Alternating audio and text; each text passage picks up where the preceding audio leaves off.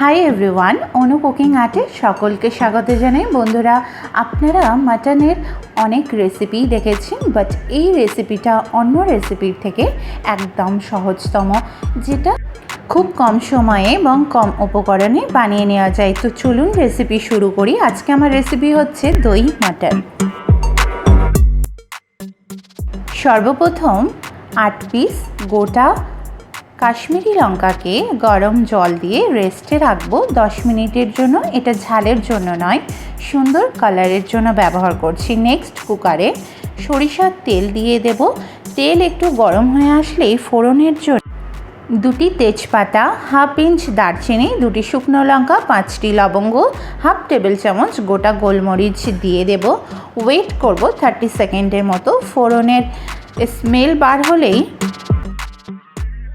দিয়ে দেব 750 গ্রাম পেঁয়াজ কুচি, দিয়ে একটু নাড়িয়ে দেব। এদিকে পেঁয়াজটা ফ্রাই হতে থাকুক। এইবার মাটনটাকে দেখে নিই। আমি এখানে 1.5 কেজি মাটন নিয়ে নিয়েছি। যদি পারেন চেষ্টা করবেন এরকম একটু রেওয়াজি পিস নিয়ে নেওয়ার, তাহলে প্রত্যেকটা পিসের মধ্যে অল্প পরিমাণে চর্বি থেকে যাবে, ফলে মাটন খেতে দারুণ টেস্টি হবে।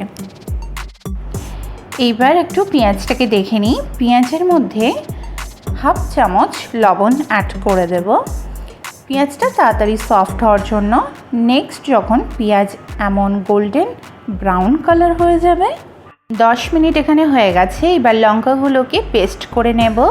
নেক্সট 3 টেবিল চামচ আদা রসুনের পেস্ট দিয়ে দেব। 20 সেকেন্ডের মতো ভাজতে থাকবো যতক্ষণ পেস্টে কাঁচা গন্ধ চলে না যায়। দেন সব ঘরোয়া মশলা অ্যাড করব। তার জন্য লাগছে 2 টেবিল চামচ লবণ, 2 টেবিল চামচ হলুদ, 2 টেবিল চামচ কাশ্মীরি লঙ্কার গুঁড়ো, 1 টেবিল চামচ গরম মশলা, 3 টেবিল চামচ জিরা ধনিয়া পাউডার দিয়েছি। দিয়ে মশলাগুলিকে ভালো করে কষিয়ে নেব 3 থেকে 4 বার। দেন মটনটিকে অ্যাড করব। লঙ্কার পেস্টটিকেও এখানে অ্যাড করেছিলাম। সরি বন্ধুরা, এখানে ক্যামেরা অফ হয়ে গেছিলো, বুঝতে পারিনি। নেক্সট 8 থেকে 10টি এলাচ একটু ক্রাশ করে দেব। এখানে এলাচ অ্যাড করার একটাই কারণ, মটনের স্মেলটা অনেকখানি কমে যায়। আচ্ছা, এখানে একটা কথা বলে রাখি, মটনের সঙ্গে 8 থেকে 10টি চেরা কাঁচা লঙ্কা অ্যাড করেছিলাম। নেক্সট 1/3 কাপের একটু কম দই অ্যাড করব, করে ভালো করে কষিয়ে নেব 5 থেকে 7 মিনিটের মতো। আচ্ছা, এখানে একটি টিপস, দই ফাটিয়ে কিন্তু দিতে হবে, না হলে দই দেওয়ার সঙ্গে সঙ্গে দই ফেটে যাবে আর তাতে গ্রেভির টেক্সচারটা ভালো আসবে না। দইটা দেওয়ার সময় একটা কথা মাথায় রাখবেন, ফ্লেমটাকে লো করে রাখতে হবে। এইবার ক্রমাগত নাড়তে থাকবো এবং মটন থেকে যে জল ছেড়ে দেবে সেই জলের মধ্যেই মটনটা কষা কমপ্লিট হয়ে যাবে। দেখুন কি সুন্দর কালার আসছে বারে বারে কষানোর ফলে।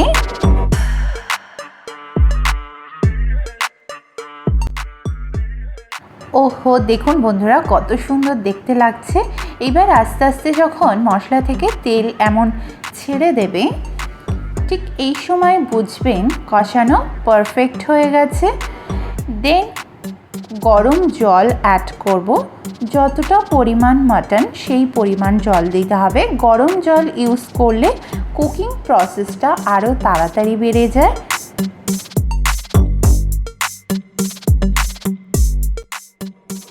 এইবার লিডটিকে বন্ধ করে দিয়ে 4 থেকে 5টি সিটি দিয়েছি। সিটি দেওয়ার পরে দেখুন বন্ধুরা, দই মটনের লুকটা কেমন হয়েছে, দারুণ হয়েছে, তেমন খেতেও সুস্বাদু। 1/2 চামচ গরম মশলা, 1/2 চামচ কসুরি মেথি অ্যাড করে 2 মিনিটের জন্য স্ট্যান্ডিং বাই রেখেছিলাম, ফলে মটনের সঙ্গে মশলার এসেন্স অ্যাড হয়ে যাবে। নেক্সট এইবার একটি প্লেটে সার্ভ করে দেখিয়ে দিচ্ছি কতটা সুন্দর হয়েছে দই মাটনের এই রেসিপি। তুলতুলে মাটন, তার সঙ্গে দইয়ের flavour, spicy gravy, just awesome হয়েছে খেতে বন্ধুরা।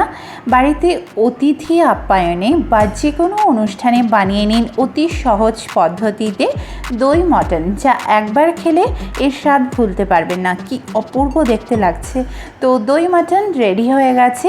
এটি আপনারা লাঞ্চে বাসন্তী পোলাও, সাদা ভাত, ফ্রায়েড রাইস, পরোটা, লুচি ইত্যাদির সঙ্গে পরিবেশন করতে পারেন। দেখবেন সকলেই আপনার প্রশংসা করতে বাধ্য হবে। তো কেমন লেগেছে দই মাটনের রেসিপি প্লিজ একটি কমেন্টের মাধ্যমে জানাবেন। লাইক ও শেয়ার করবেন। চ্যানেলের নতুন বন্ধু হয়ে থাকলে প্লিজ চ্যানেলটিকে সাবস্ক্রাইব করে আমার পাশে থাকবেন। সবার আগে নোটিফিকেশান পেতে পাশে থাকা বেল আইকন প্রেস করে রাখবেন। খুব শীঘ্রই দেখা হচ্ছে আবারও নতুন এক রেসিপির সঙ্গে। সকলে সুস্থ থাকবেন, ভালো থাকবেন। ধন্যবাদ।